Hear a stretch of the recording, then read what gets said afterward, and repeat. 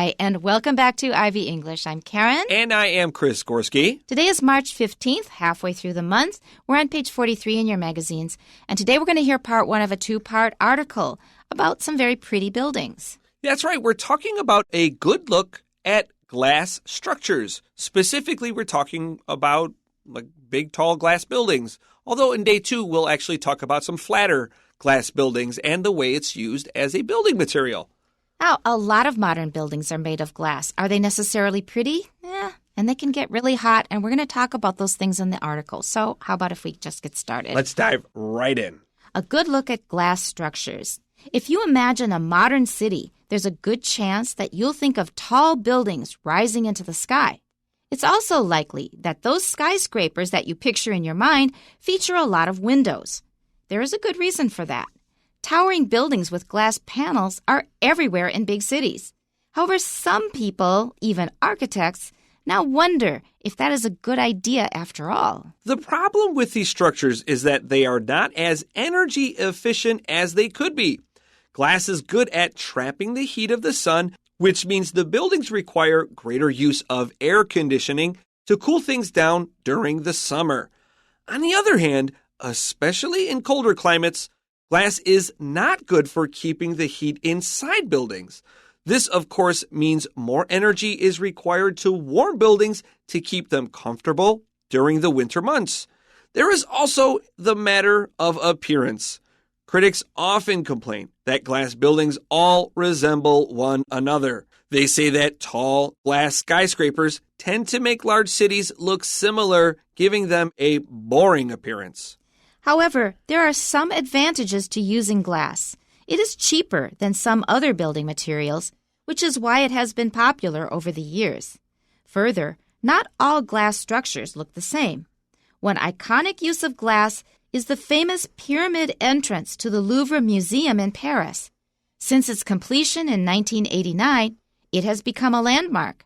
Meanwhile, one of the most unique buildings in London is an office tower with the nickname of the Gherkin because its shape reminds people of a huge pickle. Its slender, roundish shape makes it stand out from the many other rectangular-shaped buildings around it. Now, it sounds like we've just all been left hanging, and we have because this is only day one. We're going to hear the rest of it tomorrow, and we hope you tune in then. Let's go back and cover what we have already read today. So first of all, a good look at glass structures is our title. That means we know that a lot of buildings are made with a lot of glass, but let's look more closely at glass as a building material and understand more about it. So our first sentence, if you imagine a modern city, there's a good chance that you'll think of tall buildings rising into the sky. And I think that's true of most of us. Any kind of a city, if you've seen a picture of a city in Africa like Harare in Zimbabwe. I showed my students a picture of Harare, and they were just surprised. It's a bunch of tall buildings made of glass. So just about anywhere in the world, India, Africa, wherever you go, you're going to find cities and buildings like this. So it's also likely that those skyscrapers that you picture in your mind feature a lot of windows. And that is really true. Modern buildings often are completely windows. They're just windows everywhere. Let's just get this out of the way right now. The term skyscraper is an old sailor's term for the highest sail on a ship. It's one of those words that we all know, but perhaps its origin, I feel this is one of those words the origins really should be known more, that highest sail, an old sailor's term. That's why we use this word skyscraper, because it's honestly a real everyday word. What a useful piece of information. I didn't know that. I feel like there's all these little bits of hey, here's where this word comes from. And a lot of times it's just kind of, okay, that's fun trivia. But I feel like this one's actually, it deserved to be more well known. I agree totally. Next sentence is very short. There is a good reason for that. A reason for what? That we are imagining a city as full of skyscrapers with lots of glass. And the next sentence, towering buildings with glass panels are everywhere in big cities, and we've already said as much. However, some people, even architects, now wonder if that is a good idea after all. Now, I first want you to pay attention to the word architects because it's got a CH in it. In English, CH is often ch, like chair, but here it is k, architects. architects, and watch that k-t-s at the end. It's 3 consonants. Architects. Now, a panel is a flat, usually rectangular shape that something can fit into a door or wall. A panel is kind of a weird word to define, honestly. It took me a minute to think how I would say that. So panels are the flat things that you fit into doors or walls. And I have a quick confession here. I've never been to the top of Taipei 101. Okay, I have, yeah. Yeah, I always said I would wait for my family to come to Taiwan, and then I would go to the top of Taipei 101 with them so we can experience that together. That often happens that you don't go to the sites in your own city. Like, how often have you folks been to the National Palace Museum? Yeah. And that hit me once, so I started going more often for a while. But now I haven't for a long time again. Well, if you go a few times, you've seen it. Actually, where I'm from, Niagara Falls is very common, and I know lots of people where I'm from that have only been to Niagara Falls maybe once or twice. I love going there, and I drag people there, and they're like, oh, dude, I've seen it before, or it's close, I'll go next year. Like, no, go visit the places in the city you live in. Become a tourist in your own town. I visited as a tourist with practically the whole family. My father-in-law and mother-in-law were there, the kids, everybody. I loved it. It was so much fun. Okay, next paragraph. The problem with these structures is that they are not as energy efficient as they could be. That's the first thing I thought of because I actually redecorated my home. I renovated some time ago, so I had to make a lot of decisions, and some of them involved windows. Now, I have an issue with Taiwan. The winters are not extremely cold, but Taiwan windows mostly leak. They mostly let in cold air, and I wanted to fix that. And I got new windows, and the problem was not fixed because in Taiwan, people don't care about it. They care about shutting out sound. They don't care about shutting out the cold. They say, oh, it doesn't get that cold. But if you've got a draft shooting at you, it's really uncomfortable. The other thing about windows is, as it will say, they really store heat. They really keep heat inside. So all through the summer in Taiwan, I have to let down the shades because they let in so much heat, and the whole house is immediately cooler, and I don't need air conditioning. I very much am in favor of natural sunlight. I really don't like using too many light bulbs on during the day, if at all possible. In fact, my colleague and I, we're actually quite good about accommodating each other, but every chance I get, I turn all the office lights off, and I'll just sit in a mostly dim room, not dark, but dim room, D-I-M, meaning not very bright, because there's enough natural sunlight that I can do everything I need. I don't need those white office lights. I don't need them whatsoever until it's like 6 o'clock at night. Especially fluorescent lights, which I hate. Yes. But in my house, I have a nice kind of transparent curtain, so I get a little bit best of both worlds. So it's not too hot, kind of insulates the house a little bit, but I get a lot of that natural light in. I really, really wish people just big windows in your house. That's what I want. There's a whole school of architecture called passive home design.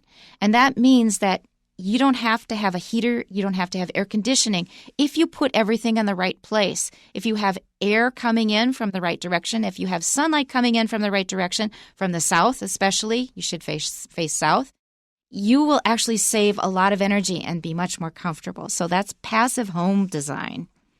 Let's continue to our next sentence here. Glass is good at trapping the heat of the sun, which means the buildings require greater use of air conditioning to cool things down during the summer. You really have to use drapes or shades, or it will just get too hot.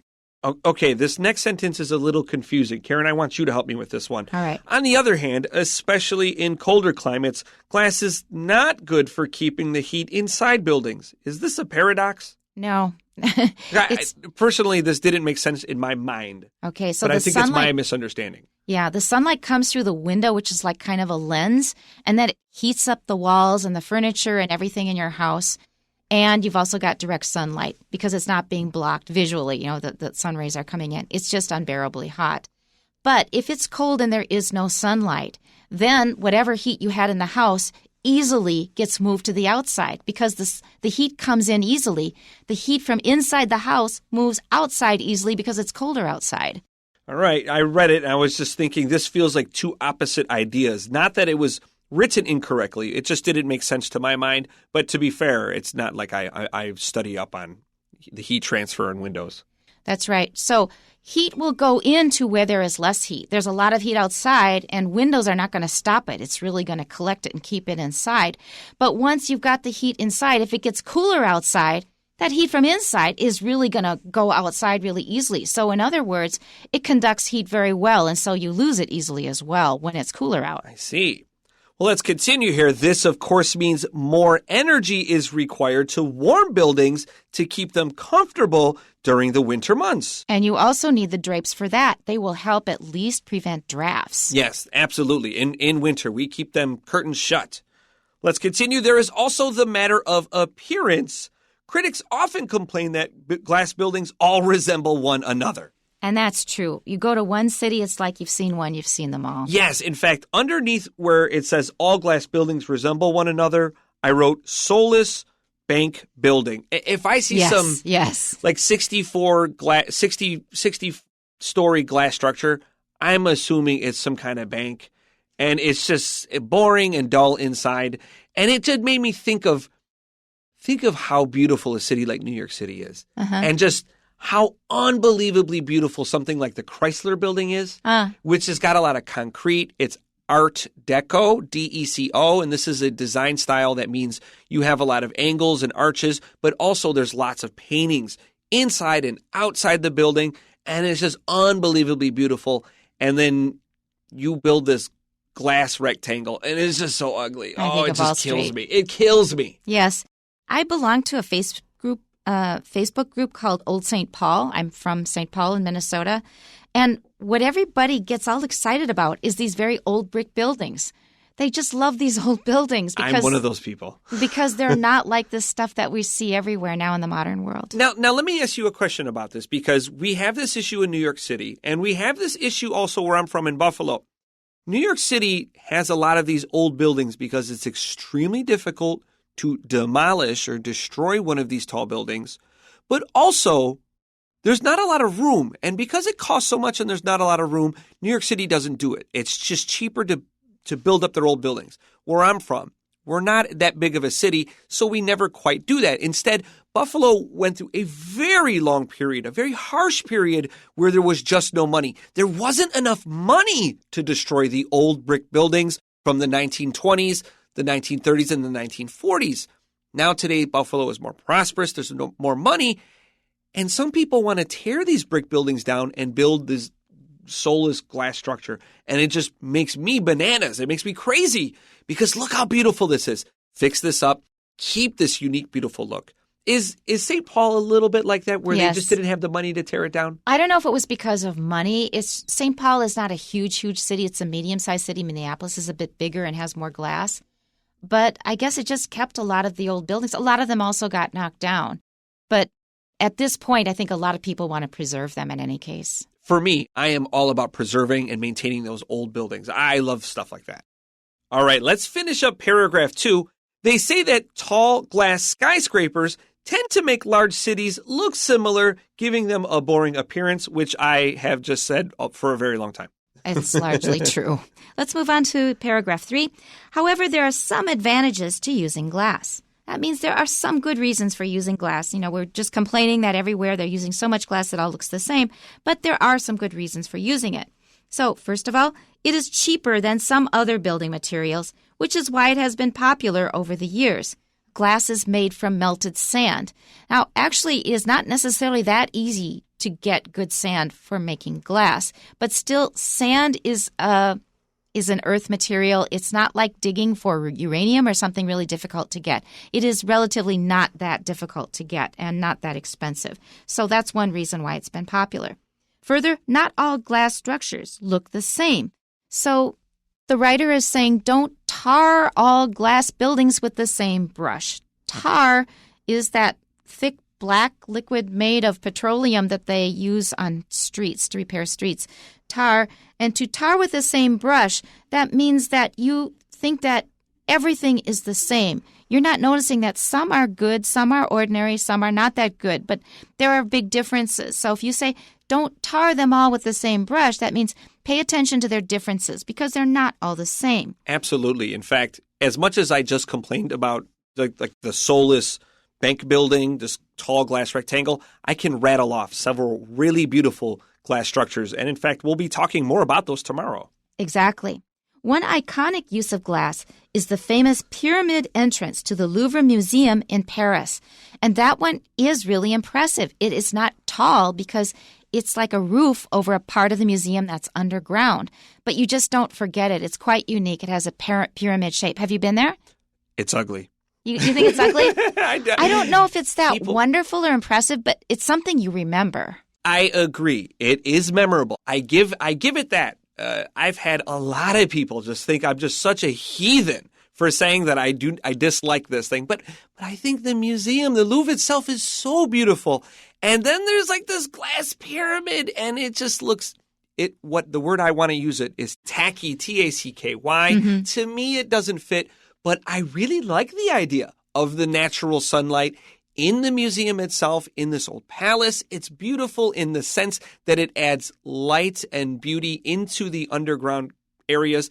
But to me, I have no love for that pyramid. It's a matter of taste. And it certainly is. And to each his own. Yeah, absolutely. Yeah. I don't discredit anyone for liking it.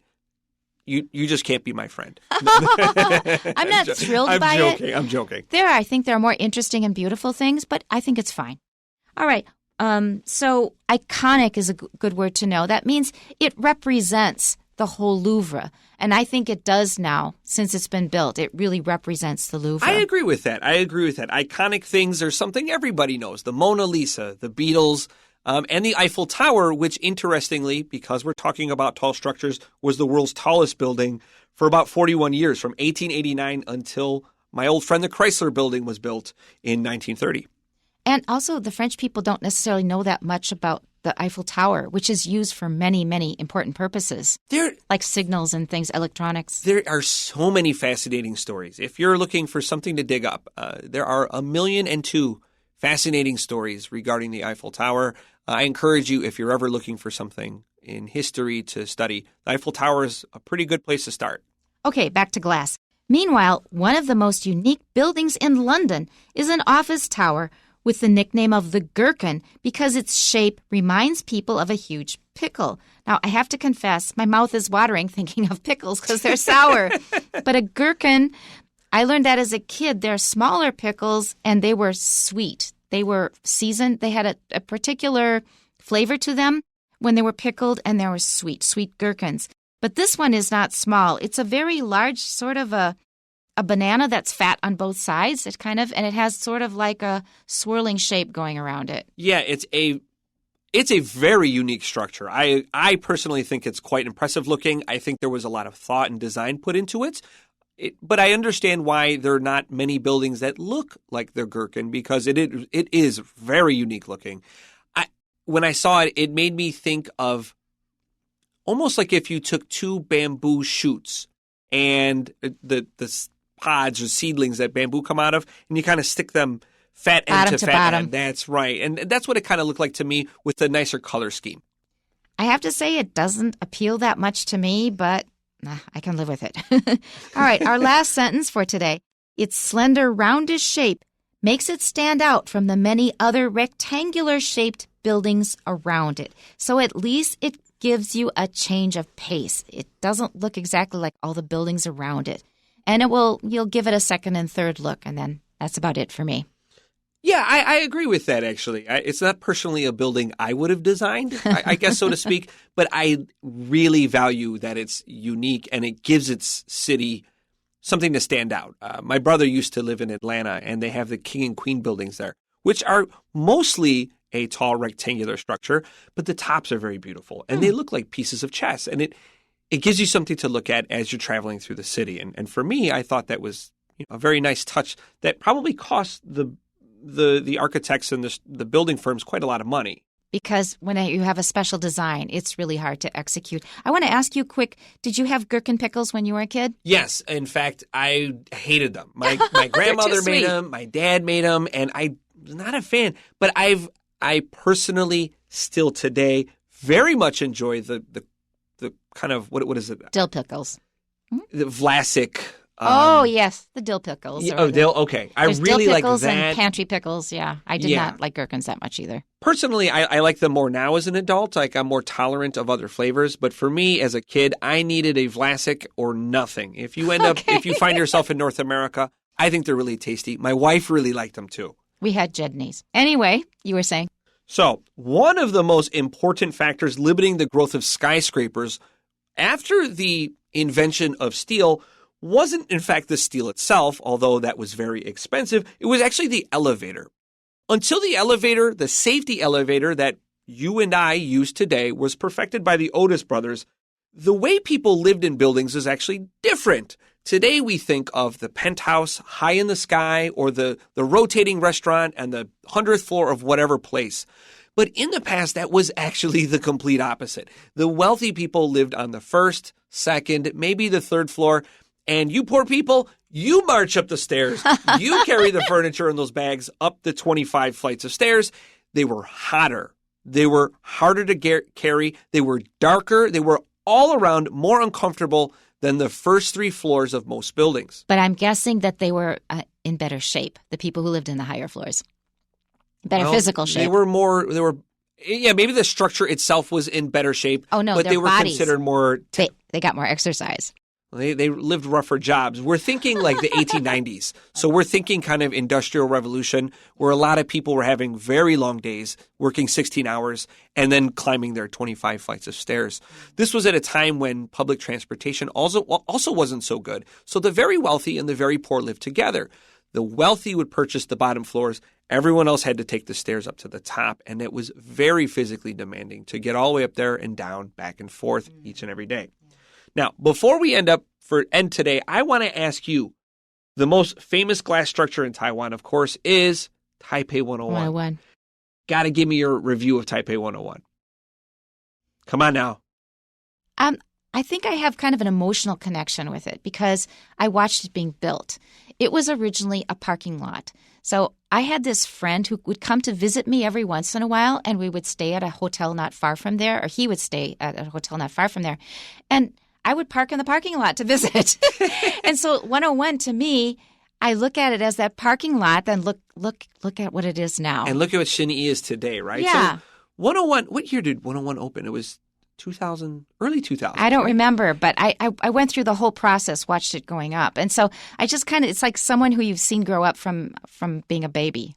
That's a really interesting way of putting it because in my notes, so I got to Taiwan in 2005. It wasn't yesterday, but Taipei 101 was already there. Shinyi was already well established. In fact, I would say most of the modern conveniences of Taipei were already there, maybe except like the MRT line to the airport. Mm-hmm. Other than that, Taipei has more or less been Taipei.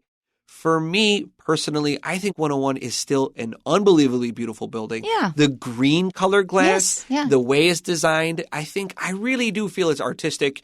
And maybe, although because it's so big, it kind of makes the city of Taipei look a little uneven. I think it's unbelievably aesthetic. I really enjoy looking at it. And one of my very earliest memories of Taipei was trying to get lost in the city. And the only thing I could really use is, because my Chinese was so garbage, the only way I could find my way around the city was to keep 101 in mind, because I knew where that was.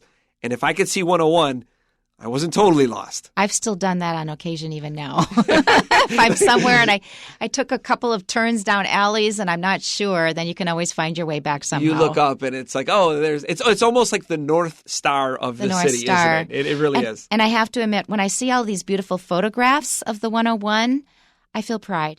I do too. I'm with you 100%. I think this is a wonderful city. I love Taipei. I'm with you. And that's it for today. We'll see you next time. Bye-bye. Bye-bye.